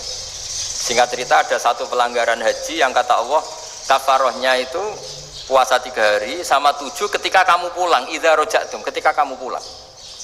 Dalam mazhab Syafi'i yang namanya pulang itu yang haji sudah sampai rumah. Di mana-mana pulang itu ya sampai rumah. Dalam mazhab Abu Hanifah enggak, ketika orang sudah balik kanan dari Arab Saudi, dari Mekah, ya namanya sudah pulang. Misalnya gini, ini Pak Rektor pamit saya, Pak Haris. Gus, Pak Haris mana? Ya sudah pulang kata saya, padahal sampai pandangan sampai depan. Tapi bagi keluarganya belum pulang. Lalu idza raja'tum ketika pulang itu bahasanya siapa? Bahasa istrinya apa bahasa yang ditamoni? Kamu ditamoni orang, terus kamu tamunya mana? Sudah pulang. Tapi tanyakan istrinya, belum pulang. Jadi khilaf-khilaf gini kok jadi geger itu kan goblok banget maksudnya itu. Jadi biasa, gini itu biasa. Jadi ya karena memang ini bukan masalah akidah, ini masalah furu'iyah, masalah fikih itu masalah furu'iyah. Mau tidak mau harus beda. Misalnya di sholat juga gitu. Wa ayyuqu'udin qa'adal musolli sohat sholatu. Duduk dengan gaya apapun itu sholatnya sah. Sehingga sampean kalau haji atau umroh, orang Arab itu jenenge duduk enak-enak awak di kursi. Duduk sopan ya hanya orang Indonesia. Kalau sholat itu masih duduk ala orang tahiyat. Kalau sampean di Mekah, duduknya pakai apa coba? Kursi ya? Oh enak sholat duduk. Karena memang takbirnya di fikih dengan duduk gaya apa saja sah. Makanya sengenak-enak awak duduk di kursi. Ribet kan? Mau tidak disahkan itu namanya duduk. Mau disahkan masa iya soal Allah kok duduk santai-santai gitu. Tapi mau apa? Ini fikih. Biasa orang lagi ini fikih. Fikih itu ya sudah, ini fikih. Makanya kalau ulama berdebat, misalnya Abu Hanifah berpendapat sholat itu wajib baca Fatihah apa asal Quran. Dalam mainstreamnya ya Fatihah karena la sholata liman lam yaqra bi Fatihatil kitab. Tapi cara Abu Hanifah enggak. Faqra'u ma tayassara minal Qur'an, bacalah apa saja yang mudah bagi kamu, asal itu Quran. Sementing gak gending Jawa, gak nyanyi lah. Ya sudah, mau apa coba? Jadi ya susah memang kalau fikih itu ya sudah seperti itu. Ada lagi yang masih ekstrim misalnya. Yang namanya menyembelih hewan itu gimana coba? Dari hidup ke mati, apa pasti mati disembelih? Cara mazhab Imam Syafi'i yang namanya menyembelih itu penyembelian harus menjadi sebab kematian. Itu yang sah. Seorang lagi, penyembelian menjadi sebab kematian yang syar'i. Sehingga beliau mensyaratkan hewan yang disembelih ini masih punya hayatun mustaqirrah, punya kehidupan yang normal. Sehingga kalau nggak disembelih ya hidup. Sehingga kalau ada hewan ketabrak truk kejet-kejet mesti mati nih buat sembelih. Itu nggak sah karena nggak usah disembelih ya wes mati kan. Karena ini hanya nunggu koordinasi Israel kan, dia kejet-kejet itu kan prosedur itu. Tapi tidak disembelih pun mati. Tapi cara mazhab Malik enggak. Pokoknya anggere jek duwe nyawa jenenge kewan urip. Dengan kamu sembelih berarti matine mergo mbok sembelih. Meskipun nanti ya enggak usah disembelih ya mati. Coba hitung secara ilmu matematika. Kalau enggak disembelih hidupnya 5 menit. Gara-gara kamu sembelih hidupnya langsung mati. Terus dia matinya, cara di persidangan, matinya disebabkan apa? Disebabkan disembelih apa kecelakaan? Loh, debat toh kamu. Sama-sama UMM aja debat.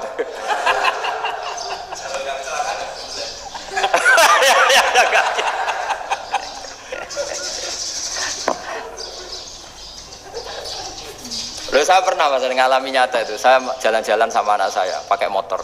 Sampai di jalan raya gitu ada ayam jago ketabrak mobil, kejet-kejet. Orangnya tanya, Gus, ini halal tau orang? Wis kanggo kon halal lah. Suatu saat dia nggak terima kan, tanya, kenapa Gus? Ya nak kiai ra pantes, masuk kewan mesti mati nih tak sembelih. Nak kiai pantes kan? Karena aku tahu kamu tuh gak kiai, mesti motifnya itu mergo jago, jajal cilik gak buta kok no. Adekan ayam itu bayi kan gak ditanyakan, kejet-kejet mati rak lah, wong cilik wae. Tapi masalahnya ini kan jago, eman itu. Tapi secara fikih pertanyaannya tadi, hewan yang sudah tidak punya hayatun mustaqirrah, dia hanya punya al-hayat al-ittiroriyah, dia punya harokah ittiroriyah, dia mati kejet-kejet, memang prosedur mati harus seperti itu. Mbok kecelakaan kayak apa, kalau mati kan kejet-kejet dulu. Nah ketika kejet-kejet ini pertanyaannya ini kan hidup apa mati namanya? Enggak, namanya hidup apa mati? Pas kejet-kejet itu hidup, cara Imam Malik itu hidup. Ya sudah, kalau hidup disembelih ya halal. Karena misalnya nanti kalau nggak disembelih matinya kan 2 menit lagi, gara-gara disembelih mati sekarang. Tetap penyebab kematian itu nyembelih. Penyembelian ini sebab kematian. Tapi kalau Imam Syafi'i enggak, cara berpikir wes nemen, paling roh besok kaget langsung mati. Kalau gitu berarti kamu nyembelih barang mati. Jadi fikih itu kadang unik. Makanya ketika ngitung fikih itu unik ya. Orang keluar mani wajib apa? Mandi kan. Terus Imam Syafi'i ditanya, kenapa kalau orang kelahiran juga harus mandi? Namanya nifas. Fa innal walada waliyun munakidun. Ya, anak ya mani yang menggumpal. Bedanya apa anak dengan mani itu? Jadi fikih itu ya kadang lucu. Di rumah-rumah tenan juga lucu. Keluar mani wajib mandi. Berarti kalau keluar anak ya wajib mandi, karena hakikatnya anak adalah mani yang mengkristal. Susionis jadi dosen macam-macam itu kan hakikatnya mani. Itu fikih. Nah terus ditanya, kenapa kalau lahir langsung mati tidak wajib disolati? Ya jawabannya Mas Syafi'i lucu. Di mana-mana sholat itu nyolati mayit. Yang namanya mayit itu pernah hidup terus mati. Kalau itu tidak mayit ya sudah. Jadi kadang, lah iya kan disebut sholat mayit. Yang namanya mayit itu apa? Pernah hidup. Nah ini kan tidak pernah hidup. Maka ya sudah seperti itu. Jadi nggak khilaf itu tidak mungkin. Nah kalau qit'atul lahmin, kalau hanya potongan daging, mungkin wah itu tidak manusia karena qit'atul lahmin. Sekarang pertanyaannya, kalau sudah berbentuk manusia, meskipun tidak pernah hidup, nah ini mulai perdebatan karena melihat tidak pernah hidup itu nggak memenuhi syarat. Tapi melihat ini sudah suratu adamiyin, bentuknya sudah. Nah kira-kira gitu perdebatan fikih. Makanya dulu awal mula zaman sahabat itu sudah debat. Masyhur kan, Nabi ada kontingen ke Bani Quraidah. Ya kalau kira-kira saya minta Pak Rektor kamu jangan, kalau ke Malang jangan sholat asar kecuali sampai Tuban. Sebelum Tuban ternyata matahari mau tenggelam. Terus Pak Rektor milih, wah sudah sholat di Bulu. Padahal belum Tuban. Padahal saya bilang jangan sholat asar kecuali di Tuban. Yang Pak Haris enggak, tetap sholat di Tuban meskipun matahari sudah tenggelam. Karena Nabi menyebut Tuban. Singkat cerita, zaman itu kan Bani Quraidah. La tusolliyanal asra illa fi Bani Quraidah. Kalian semua jangan sholat asar kecuali sampai Bani Quraidah. Ternyata di tengah perjalanan matahari sudah mau tenggelam, kira-kira kurang 2 menit atau 3 menit. Sahabat-sahabat, sudahlah kita sholat asar di sini. Kalau sampai sana pasti sudah tenggelam, separuh sholat. Yang separuh enggak, kata Nabi harus di Bani Quraidah. Ya sudah nunggu di Bani Quraidah meskipun matahari sudah tenggelam. Sehingga cerita 2 kelompok ini matur, ya Rasulullah kita ngalami ini perdebatan gini-gini. Di semua riwayat, di hadis-hadis sahih disebut falam yu'annif wahidan minhuma. Nabi tidak menyalahkan salah satunya atau enggak menyalahkan dua-duanya. Itu bahasa Indonesia juga ribet, yang benar gimana tuh? Enggak menyalahkan salah satunya, apa enggak menyalahkan dua-duanya? Gimana bahasa benernya? Salah satunya. Salah satunya itu dua-duanya? Ya. Enggak, kalau bahasa Indonesia tidak menyalahkan Kedua-duanya. kedua-duanya apa salah satunya yang benar? Kedua-duanya. Kedua-duanya. Bahasa Indonesia itu ya kadang ruwet ya. Orang pinter kayak Pak Habibie itu namanya ya orang luar biasa. Nanti sekolahnya orang-orang idiot itu ya sekolahan luar biasa. Orang pinter banget bahasa Indonesianya ya luar biasa. Kalau sekolah untuk orang-orang yang idiot juga luar biasa. Jadi kalau dipuji luar biasa itu gak jelas ini luar biasa ya. Gak jelas kadang bahasa kita ini kadang ya gak jelas. Nah itu gak menyalahkan dua-duanya apa salah satunya? Keduanya. Tidak menyalahkan kedua-duanya. Misalnya dibahasakan gak menyalahkan salah satunya, benar apa salah? Benar. Benar katanya sudah benar semua. Jadi itu bukti bahwa ijtihad itu boleh. Saya ulang lagi, bukti bahwa ijtihad itu boleh. Padahal ini jelas, yang satu harus sholat asar, padahal matahari sudah tenggelam. Makanya di antara fikih unik itu begini. Saya ulang lagi fikih unik. Saya menyaksikan betul ketika ada orang tanya Mbah Mun saya ini Kopassus. Kadang latihan itu sampai waktu zuhur habis. Saya harus bagaimana? Jawabnya Mbah Mun itu unik. Sementing ojo ngosor sholat. Engkau yojo niat jamak, atok kodok kata. Singkat cerita terus orang ini diskusi sama saya karena ini ya alim pernah mondok.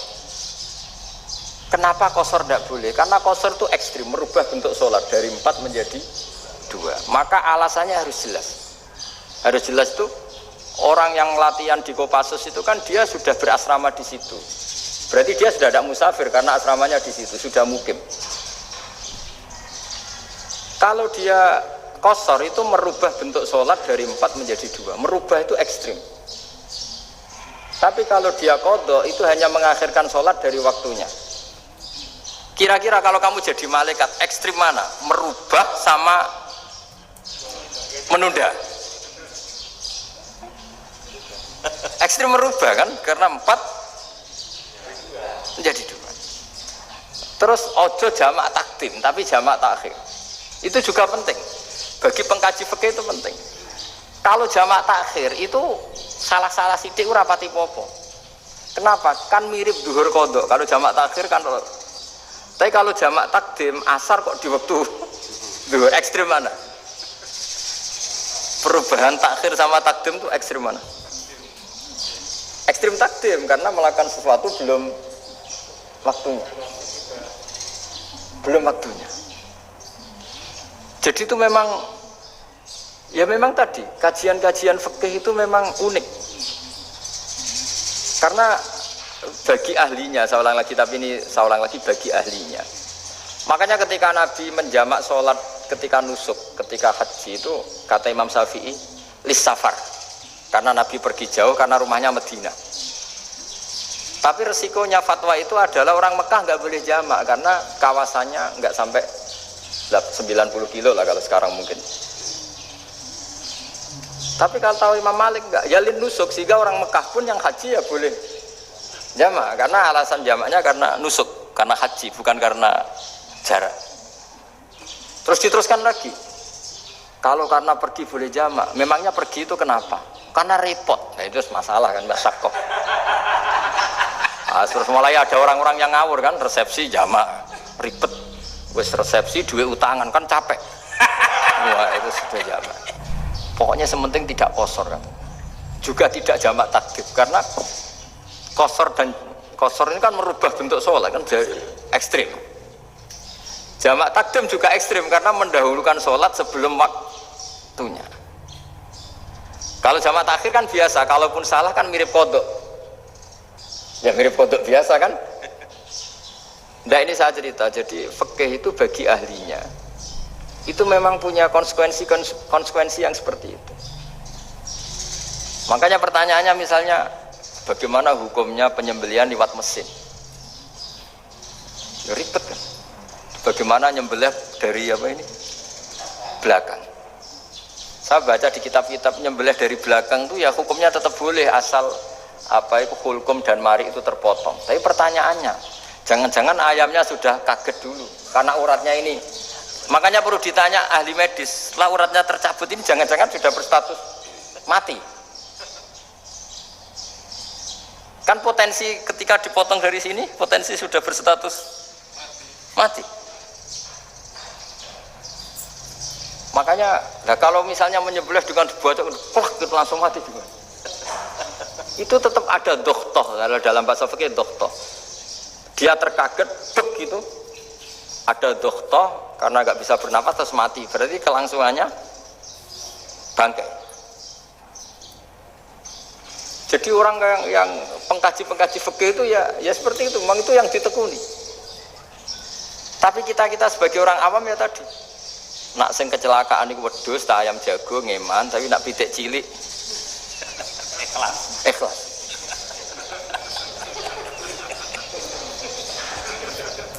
Makanya ada pertanyaan orang-orang, saya pernah ditanya itu ya bingung tenan. Gus, kalau ada orang mati oplosan misalnya, dengan datang sholat enggak? Ya datang sholat kan, dia orang mukmin, saya tetap sholat. Kenapa? Ya kan matinya oplosan. Tapi andaikan tokoh yang mati, kamu sholat enggak? Ya sholat kan dia tokoh. Jadi ribet. Fikih itu ribet. Makanya Imam Nawawi nanti ngendikan gini. Ada orang ngundang Nabi, ya Rasulullah, saya mohon nyolati ini. Nabi tanya, punya utang enggak? Punya. Nabi, saya enggak mau nyolati mayit yang punya utang. Terus ada sahabat datang, ya Rasulullah, utang itu tak ambil alih kami. Berarti dia sudah tidak punya utang. Terus Nabi kerso nyolati. Pertanyaannya, utang itu hal yang boleh. Saya ulangi, utang itu hal yang boleh. Tapi kenapa Nabi se-ekstrim itu? Tapi ketika Nabi mau kondur itu ngendikan gini, ini PR ya bagi UMM ini, PR ya.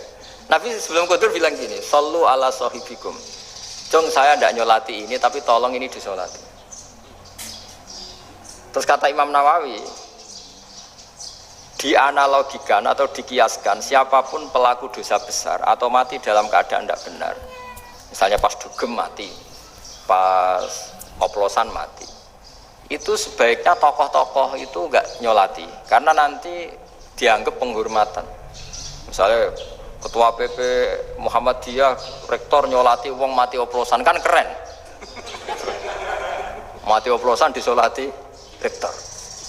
Ya sudah, tapi kalau nggak disolati nanti ada tradisi yang keliru, yaitu janazatul muslim tidak ngalami disolati, padahal siapapun yang muslim janazahnya harus disolati. Makanya setengah-tengah ya rasa rektor lah, satpam pokoknya kudu tetap ada yang sholat gitu. Itu kata Imam Nawawi. Jadi ketika ada orang mati nggak benar, itu sebaiknya tokoh-tokohnya nggak ikut nyolati, tapi awamun nas, orang kebanyakan ikut sholat. Jadi fikih itu agak jelimet karena tadi ketika tokoh ini nyolati, pertanyaannya bedanya apa mbek sing mati ning masjid mbek mati oplosan?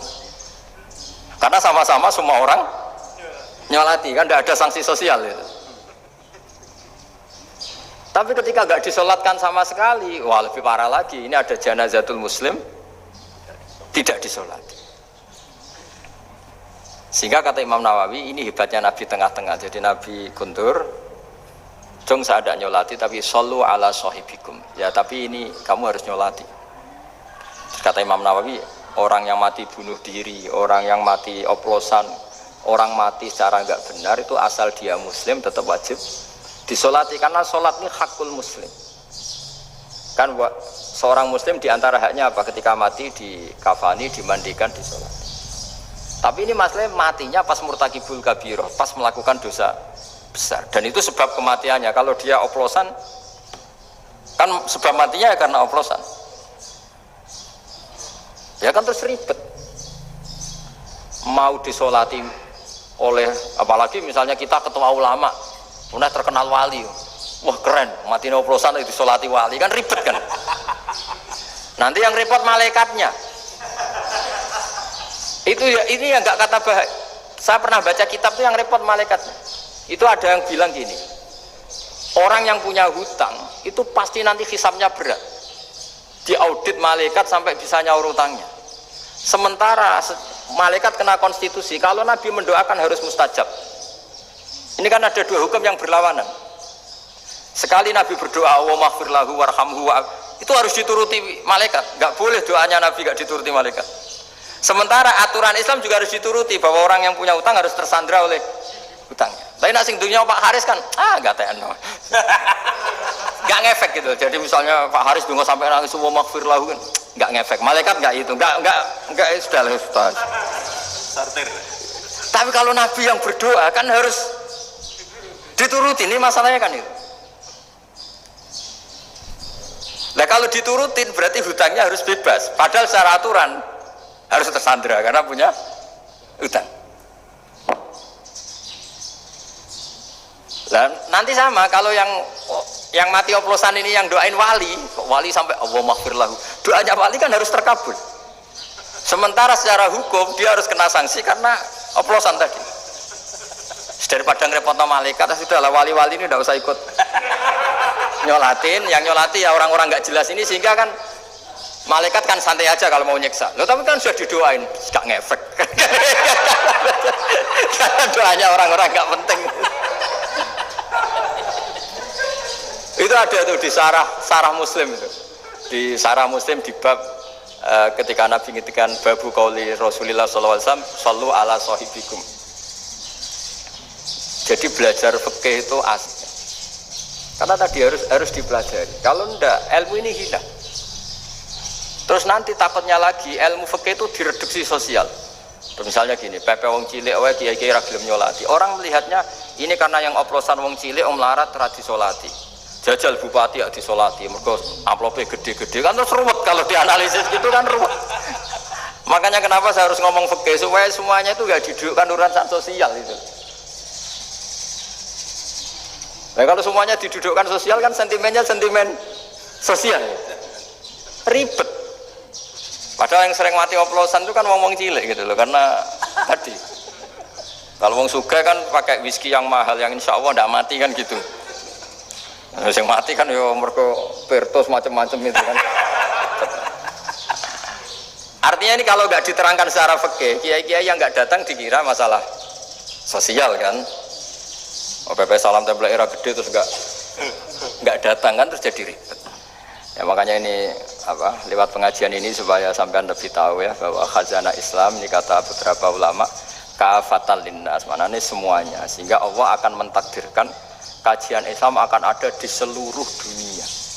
Jadi kenapa IAIN marak di Indonesia, UMM, Universitas NU banyak, karena agama ini kafatal linnas, tidak miliknya orang Arab tapi milik semua. Orang alimnya juga gitu. Ketika ada liga alim seluruh dunia, itu orang Indonesia, orang Afrika, ya selalu ada orang alim yang kelas dunia. Seperti dulu ada Imam Bukhari, itu as-sahhul kutub ba'da kitabillah. Kitab terbaik setelah Quran itu Bukhari. Padahal dikarang oleh orang Uzbek. Kata siapa? Islam As-Sofyan, ada orang Arab ngakui kalau kitab paling sahih itu Bukhari. Mekah Madinah pun ngakui kalau kitab paling sahih Bukhari. Padahal pengarangnya ada orang Arab. Orang mana? Uzbek. Imam Ghazali yang diakui seluruh dunia itu Atos itu ikut Persia, juga bukan orang Arab, Sibawah ya orang Persia. Nah ini yang belum ada orang Malang ini, tinggal PR ya nyusul ya Sarah. Demikian, assalamualaikum warahmatullahi wabarakatuh.